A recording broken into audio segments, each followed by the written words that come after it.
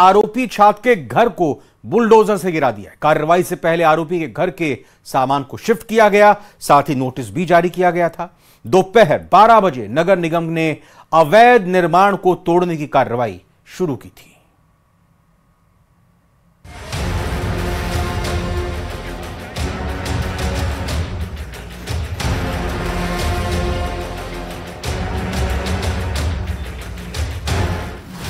उदयपुर चाकूबाजी मामले में प्रशासन का एक्शन। आरोपी के घर को किया गया जमींदोज। कार्रवाई के दौरान भारी पुलिस बल रहा मौजूद। ड्रोन की निगरानी और भारी पुलिस बल की मौजूदगी में आरोपी के घर को जमींदोज कर दिया गया। कार्रवाई के दौरान चप्पे चप्पे पर पुलिस बल मौजूद था। आसपास के घरों की छतों पर भी पुलिस कर्मियों को तैनात किया गया।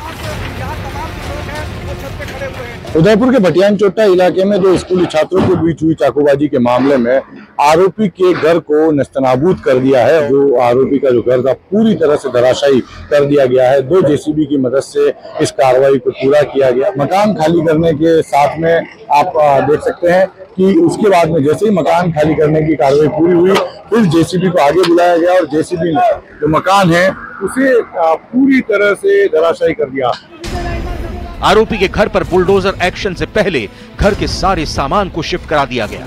बिजली का कनेक्शन भी काटा गया। कार्रवाई के दौरान मौके पर यूडीए, नगर निगम, वन विभाग की टीम मौजूद रही।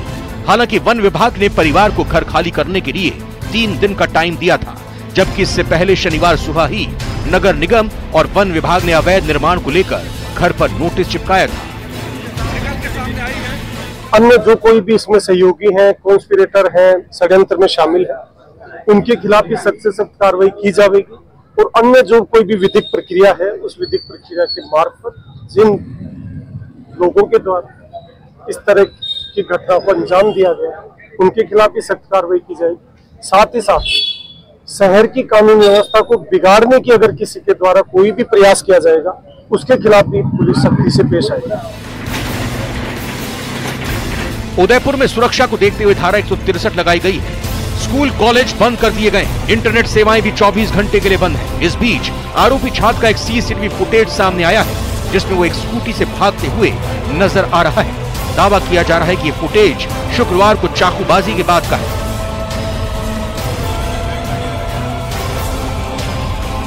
जब जांच की गई, झोता केस दर्ज हुआ। केस दर्ज होने के बाद सभी प्रकार की जांचें होती हैं। वो हथियार कहां से आया, हथियार किसने सप्लाई किया और किस किस लोगों को हथियार दे सकता है, तो उन सब चीजों में ये तथ्य सामने आया था कि उसका घर भी जो है वन विभाग की टीम पे की जमीन पे बना हुआ है। तो निश्चित रूप से एक बार कोई चीज प्रशासन के ध्यान में आ जाती है तो कार्रवाई करनी पड़ती है। विधि सम्मत कानून के अनुसार कार्रवाई की गई है। शुक्रवार सुबह उदयपुर के भटियानी चौहट्टा के सरकारी स्कूल में एक छात्र पर कहासुनी के बाद चाकू से हमला किया गया था। इसके बाद शहर में तोड़फोड़ और आगजनी हुई थी। दावा किया जा रहा है कि दोनों स्टूडेंट के बीच 3-4 दिन से झगड़ा चल रहा था, लेकिन स्कूल प्रशासन को इसकी भनक तक नहीं लगी। फिलहाल गंभीर हालात में छात्र का इलाज जारी है और इस बीच शिक्षा मंत्री मदन दिलावर ने प्रदेश के सभी स्कूलों में नुकीली सामग्री और हथियार लाने पर पाबंदी लगा दी है। वहीं प्रदेश की कानून व्यवस्था बिगाड़ने की कोशिश करने वालों को कार्रवाई करके एक संदेश देने की कोशिश की गई है। ये जो जाब्ता तैनात रहा, इसी की बदौलत इतनी बड़ी कार्रवाई पुलिस द्वारा और स्थानीय निकाय द्वारा की गई, लेकिन उसके बावजूद किसी तरह की कोई अप्रिय घटना यहाँ नहीं हुई और शांतिप्रिय तरीके से नियमों की पालना करते हुए 5 विभाग, जिसमें यूडीए, नगर निगम, गिरवा तहसील और पुलिस के साथ में वन विभाग की टीम ने इस अवैध रूप से बने मकान को धराशायी कर दिया। कपिल श्रीमाली, न्यूज़ 18 उदयपुर। और जयपुर के शास्त्री नगर इलाके में झगड़े के बाद युवक की मौत के मामले में पुलिस ने एक आरोपी को गिरफ्तार कर लिया, जबकि 2 की तलाश जारी है। फरार आरोपियों की तलाश में स्पेशल पुलिस की 2 टीमें गठित कर दी गई हैं और पुलिस ने लोगों से संयम बरतने, धैर्य रखने और अफवाहों पर बिल्कुल भी ध्यान न देने की अपील की है।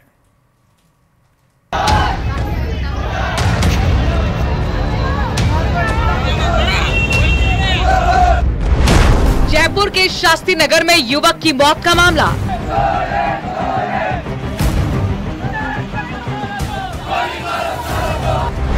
पुलिस ने एक आरोपी को किया गिरफ्तार। 2 आरोपियों की तलाश में टीमों का गठन। पीड़ित परिवार ने किया थाने का घेराव।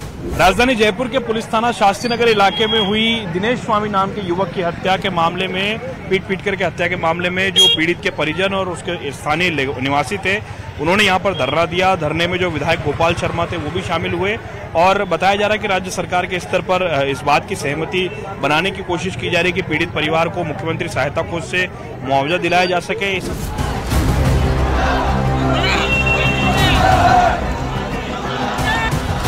जयपुर के शास्त्री नगर में शुक्रवार रात स्कूटी सवार और ई रिक्शा चालकों के बीच हुए झगड़े में दिनेश नाम के युवक की मौत हो गई। बताया जा रहा है कि साइड देने के चक्कर में दोनों के बीच झगड़ा हुआ था, जिसके बाद ई रिक्शा चालकों ने अपने दोस्तों के साथ मिलकर उसकी जमकर पिटाई कर दी।